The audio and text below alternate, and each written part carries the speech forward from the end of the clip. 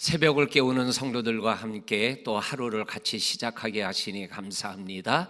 오늘도 우리 새벽기도 용사들과 함께 나눌 말씀의 시작이 오늘 누가복음 4장 14절 말씀에서 예수께서 성령의 능력으로 갈릴리에 돌아오셨다라는 말씀입니다. 그러면 요 갈릴리에 돌아오셨다는데 어디에서 돌아온 거죠? 누가복음 4장 1절에 보면 성령의 이끌림을 받아 광야에서 40일 동안 금식기도 하시며 마귀에게 시험을 받고 시험을 이기고 그리고 성령의 능력을 가지고 갈릴리로 돌아오셨다라는 말씀이죠. 근데 우리가 이 말씀을 좀 더 이렇게 연결해서 말씀을 나누면 특별히 누가는 요 상황을 좀 더 성령에 대한 말씀을 강조하며 말씀하고 계십니다. 마가복음과 마태복음에 세례를 받을 때 성령이 비둘기같이 임했다라는 말씀이 나오고요. 그 다음에 광야에서 시험 받을 때 성령의 이끌림을 받아 광야에 갔다. 요 말씀은 누가복음과 똑같아요. 그런데 누가가 더 첨가하고 있는, 더하게 하고 있는 게 있는데 그게 뭐냐면 요단강에서 세례를 받고 성령이 비둘기 같은 형체로 내려와서 그 다음에 성경 말씀을 읽어보면은 4장 1절 말씀에 보게 되면 성령 충만함을 입어서 돌아왔다라는 말씀이 나와요. 그 다음에 조금 있다가 성령의 인도함을 받아 광야로 갔다라는 말씀이 나와요. 그리고 오늘 우리가 읽은 14절 말씀에 보면 광야에서 성령의 능력으로 갈릴리로 돌아왔다라고 말씀하고 계셔요. 그러니까 누가는 예수님의 공생애를 시작하기 직전의 모습을 성령의 이끌림을 받고 성령의 충만함을 받고 성령이 비둘기같이 임하고 성령의 능력을 가지고 공생애를 준비하고 계셨다라는 것을 특별하게 강조하고 있는 말씀을 우리들이 누가복음 3장과 4장을 통해서 알게 되어집니다. 그래서 이 말씀을 연결하고 결론을 유추해내면 어떠한 말씀이 되냐면 어떠한 일을 하는 것도 중요하지만 그 어떠한 일을 잘 하기 위해서는 준비가 철저하게 필요하다. 하나님의 일의 준비는 뭐냐? 성령 충만합니다. 성령의 능력을 덧입고 하나님의 일을 시작해야 이 하나님의 일을 제대로 감당할 수 있습니다 라고 말씀하고 싶은 것이 누가복음을 기록한 누가의 관점이에요. 우리 성도님들 2021년을 우리가 시작했잖아요. 우리들이 하루하루를 잘 살아가기 위해서는 우리가 준비됨이 필요하죠. 이 준비되는 모습 중에 제일 중요하게 우리가 준비해야 될 게 뭐냐면 성령으로 준비하는 거예요. 성령 충만함으로. 예를 들면 누가복음 1장 끝부분에 나오는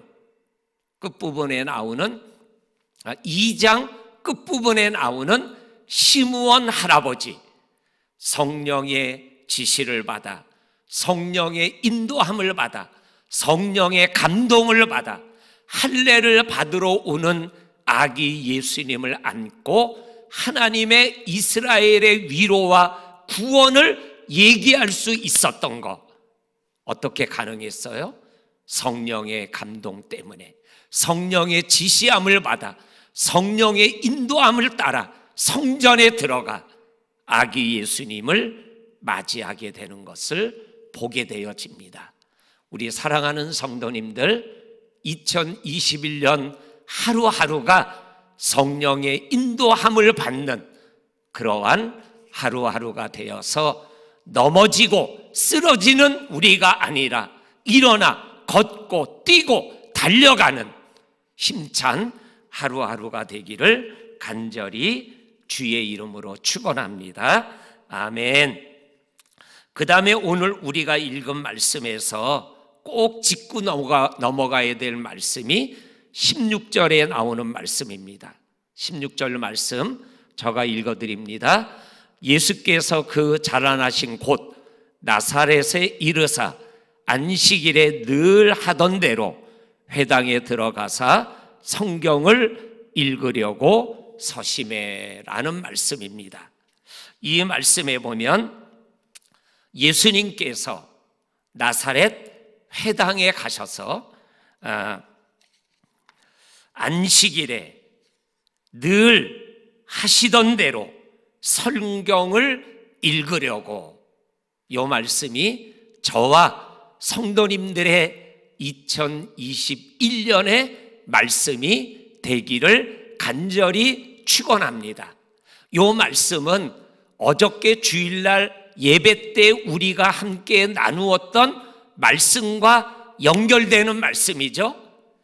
창조의 말씀, 창조하시는 하나님의 말씀이 날마다 똑같은 말씀이 아니라 새로운 말씀으로 창조의 역사가 매일매일마다 새롭게 시작되었던 것처럼 오늘 예수님이 늘 하시던 대로 회당에서 성경을 읽으려고 성경책을 받아들었던 예수님의 모습이 하루하루를 생활해 나가는 저와 성도님들의 삶이 되시기를 주의 이름으로 간절히 축원합니다. 그런데 성경을 읽으라고 성경을 받아든 게 이사야서에 말씀이 기록된 두루마리 성경책을 받았다 그랬어요. 그런데 예수님이 구약에 있는 이사야 성경이 1장부터 66장까지 있잖아요. 그런데 61장을 찾으셨다 그랬어요. 요 61장 1절에서 3절까지 나오는 말씀이 오늘 우리가 읽은 18절과 19절 말씀이에요. 그 말씀은 우리가 아는 대로 주의 성령이 내게 임하셨으니 이는 가난한 자에게 복음을 전하게 하시려고 내게 기름을 부으시고 나를 보내사 포로된 자에게 자유를, 눈먼 자에게 다시 보게 함을 전파하며 눌린 자에게 자유롭게 하고 주의 은혜의 해를 전파하게 하려 하심이라 하였더라. 이사야 61장 1절에서 3절까지에 있는 말씀을 읽으셨다 그러셨어요. 이 말씀을 듣고 있는 자들이 주목하면서 고백하는 내용이 뭐냐면 22절에 은혜로운 말씀이구나, 그리고 놀라워했다 그랬어요. 그리고는 그들이 하는 말이 저 예수는 요셉의 아들이 아니냐 이렇게 말했어요. 말씀이 은혜로워요. 그리고 놀랬어요.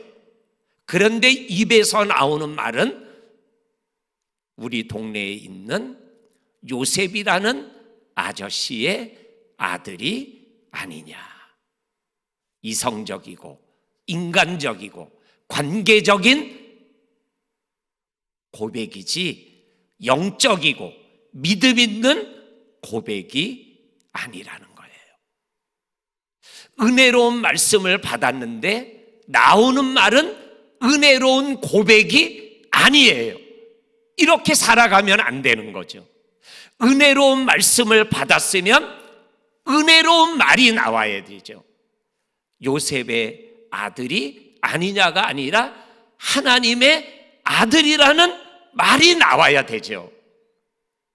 저와 성도님들이 믿음길 인생길을 걸어가며 은혜로운 말씀을 들었을 때, 은혜로운 말씀을 받았을 때 은혜로운 고백이 터져 나와야 우리의 삶이 은혜의 삶이 되어지고 하나님의 뜻을 이루어 드리는 삶이 되어지는 거죠.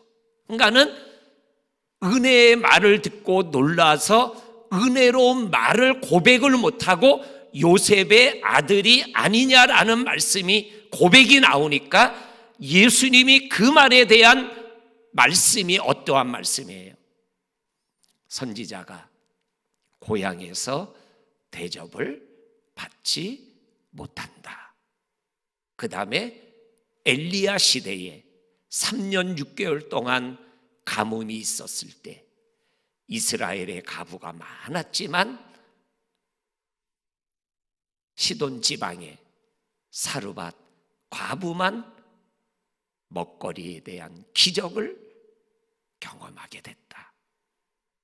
세 번째로 엘리사 시대에 이스라엘에 많은 문둥병 환자들이 있었지만 문둥병을 치료받은 사람은 수리아 사람 나만 장군밖에 없었다라고 말씀했어요.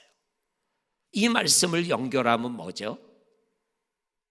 은혜로운 말을 듣고 놀랐고 그런데 은혜로운 고백이 아니라 인간적이고 비아냥거리는 요셉의 아들이 아니냐라는 말이 나오니까는 은혜로운 말을 들어도 기적을 경험하지 못하는 사람들이 되어버리고 말았다라는 거예요.